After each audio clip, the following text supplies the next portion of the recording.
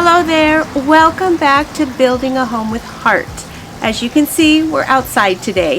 I thought it would be fun to give you a quick before tour of the main backyard area. There are some parts I'm not showing you yet, but the main area we're getting ready to do some planting and make some changes.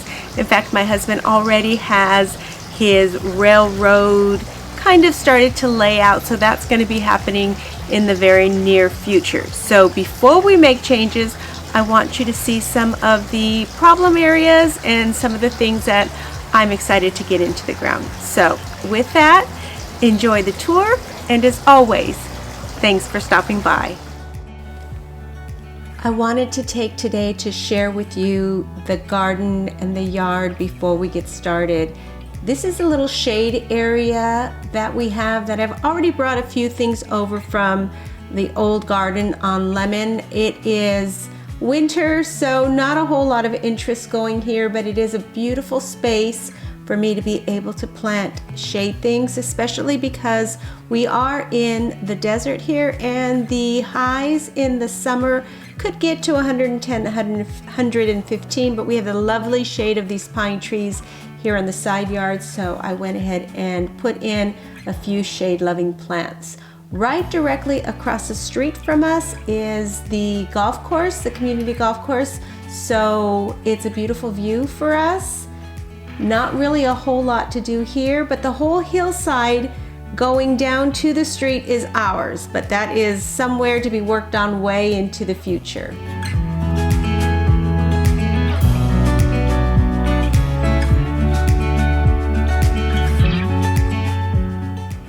As you can see, Jackson already feels right at home here. The golfers do drive him a little crazy, but he's getting better.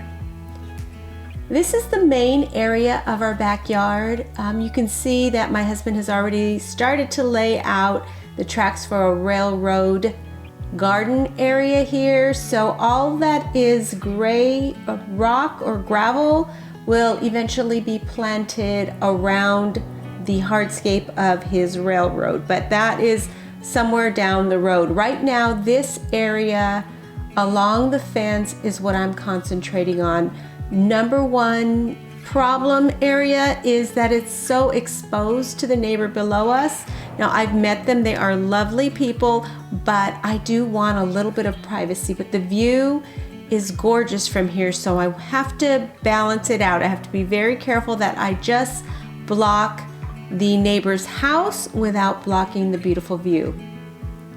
So we've already planted this beautiful mandevilla, which will train on the fence.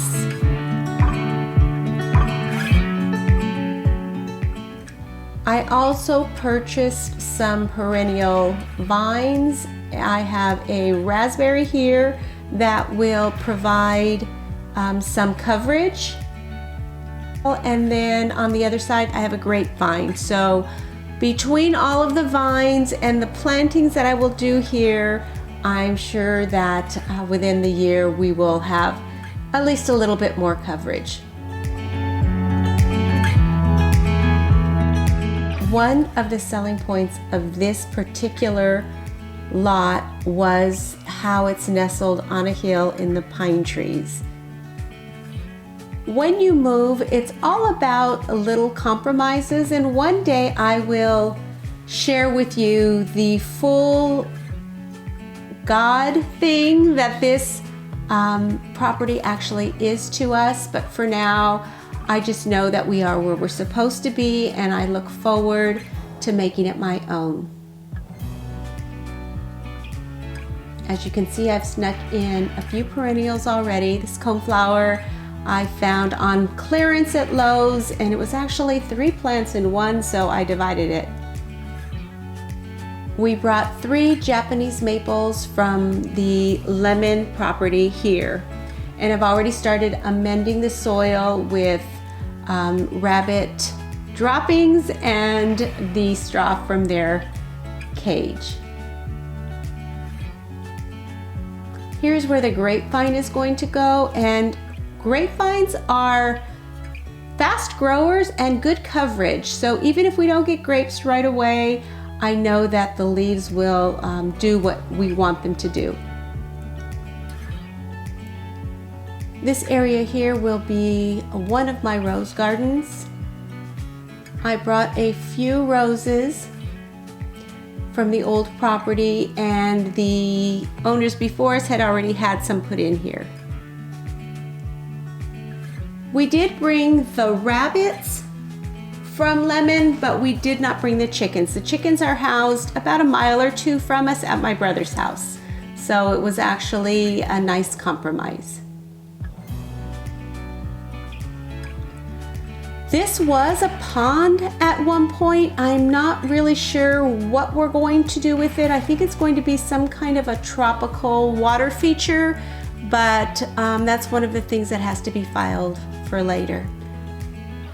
We were given this great big beautiful patio, so I have so many plans to make it function for entertaining. I can't wait to share that with you as time goes on.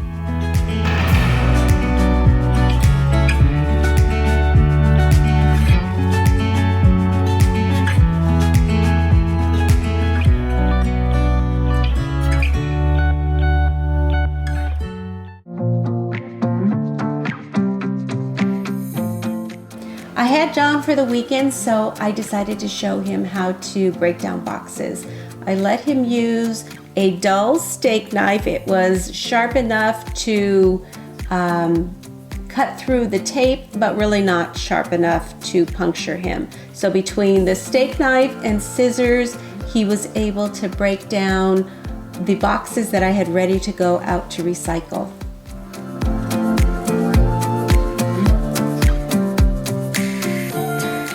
I often wonder the difference between city kids and country kids, and I think it's that we overprotect our city kids. We don't give them enough credit for being able to do more than we think they're ready to do.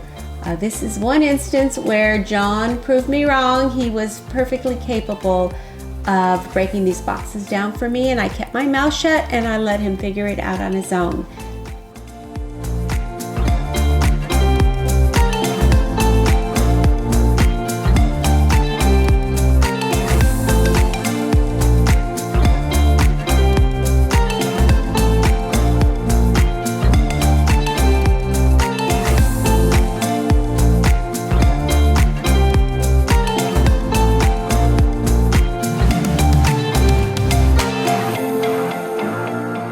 He did, however, get terribly frightened by a spider in one of the boxes.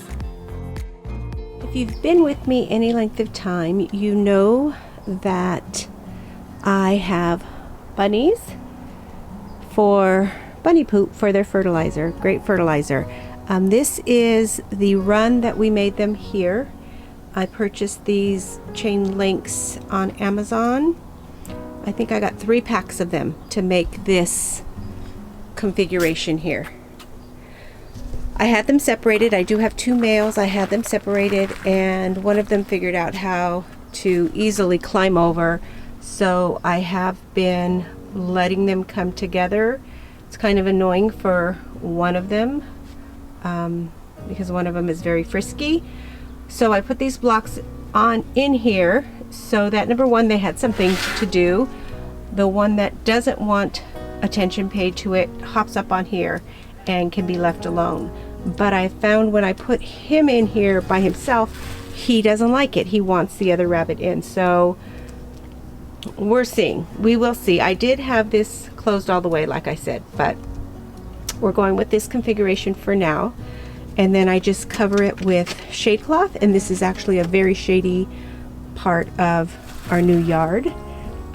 So it seems to be working for now, but we are very young in the process, so we'll see. So I'm going to go ahead and cover it with shade cloth. I've just been pinning it down with multiple clothespins because I do have to get in here to retrieve them because they're only in here during the day when I'm home, because it's not technically very secure from predators. And so they still sleep separately in their bunny cages. So I start with just a layer of straw, and I replenish it every couple of days. I'll throw some fresh straw in there, and then I'm planning on cleaning it out every couple of weeks. bunny poop doesn't really have an odor, which is nice, but I want it to be fresh for them.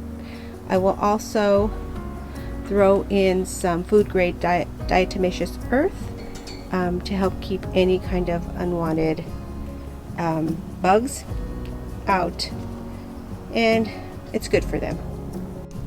And then I'll finish it off with some Timothy hay, which they eat. That's the green stuff. It's good for their digestive. They don't get fed pellets or anything in here. This is just like really just a playpen, but I do like them to have a source of water and a source of food in here. So the Timothy hay works perfectly. Now I just have to cover it up, and then we'll let them play.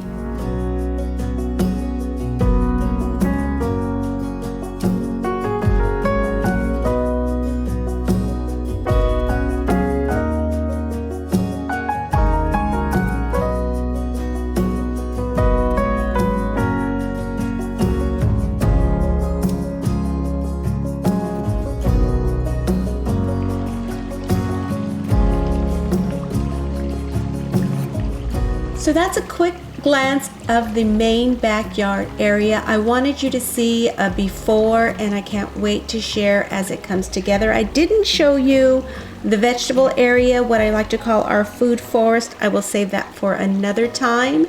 But for today, thank you for stopping by, and I will see you in the next video.